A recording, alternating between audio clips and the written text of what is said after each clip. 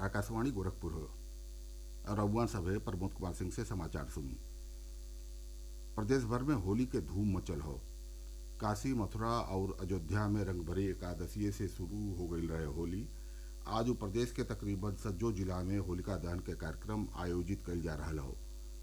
मुख्यमंत्री योगी आदित्यनाथ गोरखपुर के पांडे हाता में एगो पारंपरिक होलिका दहन कार्यक्रम में हिस्सा ले लें और वहां के लोगन से सद्भाव के साथे होली मनौले के अपील कैली।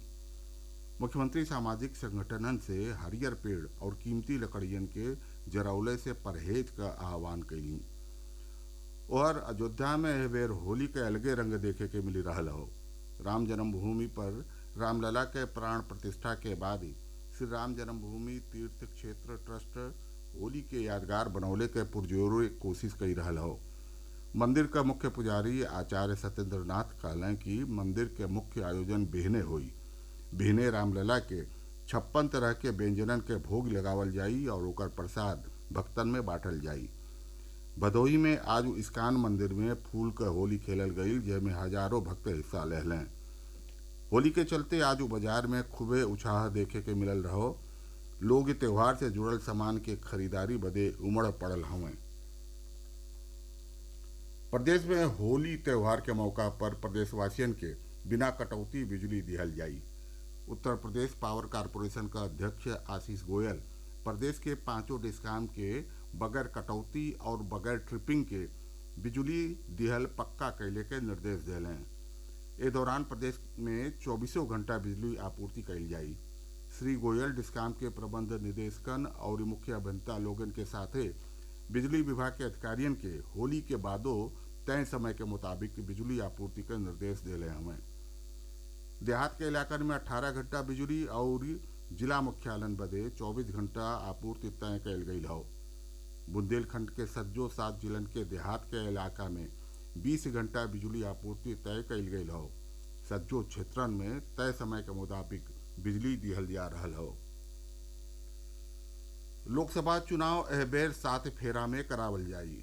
देश में सबसे बेसी आबादी और सबसे ढेरी लोकसभा सीटिन वाला राज्य उत्तर प्रदेशो ओह राज्यन में शामिल हो, जहाँ 7 फेरा में चुनाव होई। उत्तर प्रदेश में 80 लोकसभा निर्वाचन क्षेत्र हैं जो देश में सबसे अधिक है। इसी वजह से देश की राजनीति खासतौर पर केंद्र की सत्ता के लिहाज से उत्तर प्रदेश सबसे महत्वपूर्ण राज्य है। प्रदेश में इस समय योगी आदित्यनाथ के नेतृत्व में राज्य में भाजपा की सरकार है। अखिलेश यादव के नेतृत्व वाली समाजवादी पार्टी, मायावती की बहुजन समाज पार्टी, कांग्रेस और जयंत चौधरी की राष्ट्रीय लोकदल भी राज्य के महत्वपूर्ण राजनीतिक दल है। इस बार के चुनाव के लिए बीजेपी, सपा, बसपा और कांग्रेस ने तैयारी पूरी कर ली है। प्रदेश में मुख्य मुकाबला भाजपा और सपा कांग्रेस गठबंधन के बीच है। इसमें रालोद भाजपा के साथ गठबंधन में है। 2 मार्च को ही भाजपा ने 51 नामों की पहली सूची जारी कर दी थी। आकाशवाणी समाचार के लिए लखनऊ से सुशील चंद्र तिवारी। होली पर छुट्टी के चलते लोकसभा चुनाव के पहला फेरा के 8 सीटिन बदे आज पर्चा दाखिल नहीं कइल गई। पर्चा दाखिला बेहनहू नहीं हुई। अब ए सीटिन पर उम्मीदवार के पर्चा भरे बदे खाली 26 और 27 मार्च के मौका मिली।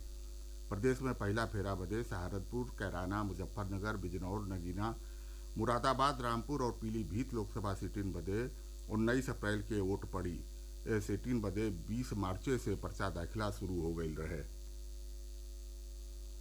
केंद्र सरकार पियाजू के निर्यात पर लगावले रोक अगला आदेश ले बढ़ा देले हो। घरेलू स्टॉक बढ़ौले और एकर कीमत के काबू में रखे बदे ई फैसला लिहल गई हो। विदेश व्यापार महानिदेशालय एगो अधिसूचना में कहले हो कि प्याज के निर्याती पर 31 मार्च 2024 तक ले रोक लगावल गई रहे, जेके अगला आदेश ले बढ़ा दिहल गई हो। ई रोक ही पिछला साल ही दिसंबर में लगावल गई रहे। मेरठ जिला के पल्लवपुर थाना क्षेत्र के एगो घरे में आग लगले से 4 लइकन के मौत हो गई और उनकर माता पिता गंभीराए घायल हो गई हैं। पुलिस आग लगले के कारण मोबाइल चार्ज करत के समय शॉर्ट सर्किट भइल बता रहल हो। ये समाचार बुलेटिन हमरे YouTube channel AIR news Gorakhpur और ट्विटर हैंडल AIR न्यूज़_GKP पर उपलब्ध बाटे। एकरे साथ ही ई समाचार बुलेटिन पूरा भइल। नमस्कार। ई आकाशवाणी गोरखपुर हो और अगुआ सभे प्रमोद कुमार सिंह से समाचार सुनी। प्रदेश भर में होली के धूम मचल हो। काशी, मथुरा और अयोध्या में रंगभरी एकादशी से शुरू हो गई रहे होली। आज प्रदेश के तकरीबन सज्जो जिला में होलिका दहन के कार्यक्रम आयोजित कइल जा रहा हो। मुख्यमंत्री योगी आदित्यनाथ गोरखपुर के पांडे हाता में एगो पारंपरिक होलिका दहन कार्यक्रम में हिस्सा ले लें और वहां के लोगन से सद्भाव के साथे होली मनौले के अपील कैली। मुख्यमंत्री सामाजिक संगठनन से हरियर पेड़ और कीमती लकड़ियन के जरौले से परहेज का आह्वान कैली। और अयोध्या में एह बेर होली के अलगे रंग देखे के मिली रहल हो। राम जन्मभूमि पर रामलला के प्राण प्रतिष्ठा के बाद श्री राम जन्मभूमि तीर्थ क्षेत्र ट्रस्ट होली के यादगार बनौले के पुरजोर कोशिश कई रहल हो।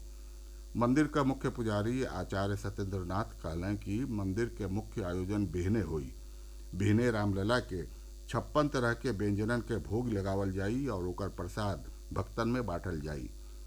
भदोही में आज इस्कान मंदिर में फूल का होली खेलल गई, जेमें हजारों भक्त हिस्सा ले लें। होली के चलते आज बाजार में खूबे उत्साह देखे के मिलल रहो। लोग त्योहार से जुड़ल सामान के खरीदारी बदे उमड़ पड़ल हवें। प्रदेश में होली त्योहार के मौका पर प्रदेशवासियन के बिना कटौती बिजली दिहल जाई। उत्तर प्रदेश पावर कारपोरेशन का अध्यक्ष आशीष गोयल प्रदेश के 5 डिस्काम के बगैर कटौती और बगैर ट्रिपिंग के बिजली दिहल पक्का कैले के निर्देश दिलें। ए दौरान प्रदेश में 24 घंटा बिजली आपूर्ति कैल जाई।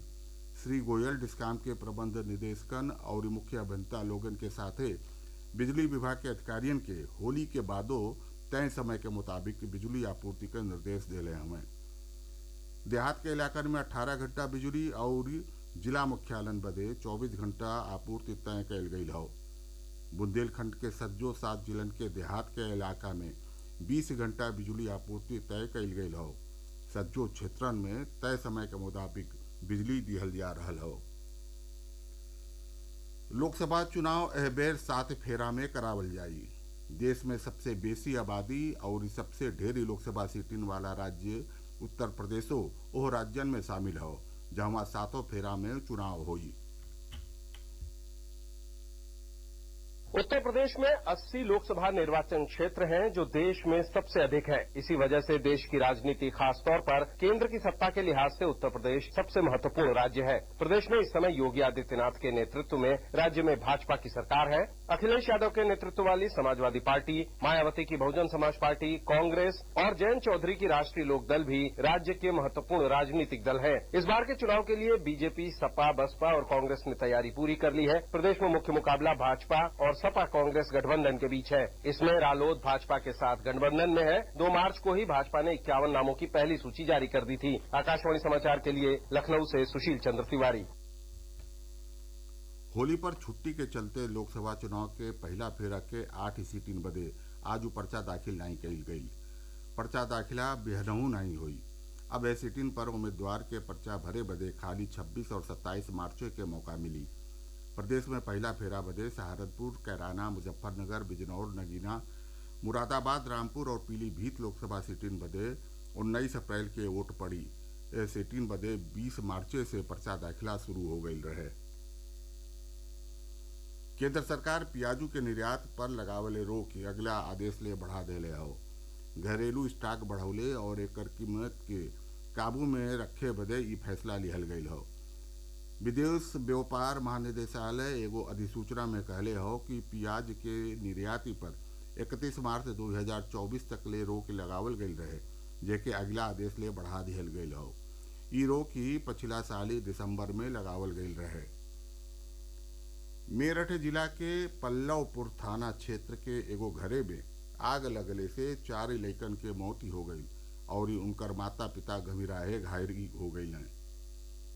पुलिस आग लगले के कारण मोबाइल चार्ज करत के समय शॉर्ट सर्किट भइल बता रहल हो। ये समाचार बुलेटिन हमरे YouTube channel AIR news Gorakhpur और ट्विटर हैंडल AIR News_GKP पर उपलब्ध बाटे। एकरे साथ ही ई समाचार बुलेटिन पूरा भइल। नमस्कार।